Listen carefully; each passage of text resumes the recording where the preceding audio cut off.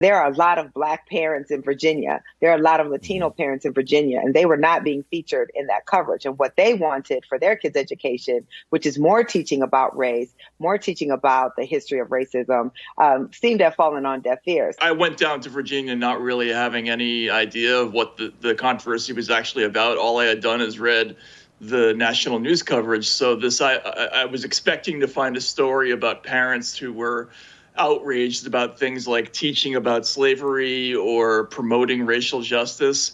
And as is often the case in journalism, when you actually start digging, it turns out to be like a far weirder and more idiosyncratic story under the surface.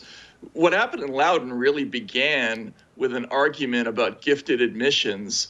And this all stems from the fact that there's a major statistical inequity there that has to do with the fact that an influx of mostly South Asian immigrants, these are sort of Indian immigrants from the south of India who came in the 90s and the early 2000s, and their kids are dominating the gifted admissions programs. They're 70% of the admissions programs, despite being only 20% of the student body. And this led to a complaint by the NAACP that there was a systemic racism in the county.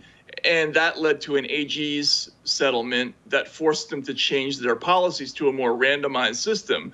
And it had very little to do with what was being taught. It was all about this other thing.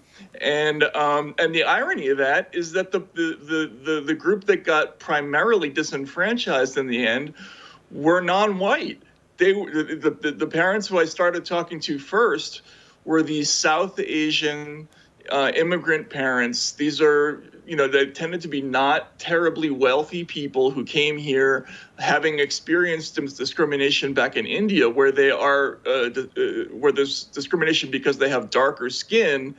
And now they come to the United States and they find themselves described as white supremacists. It's almost too absurd to write about it. I didn't even know how to describe it.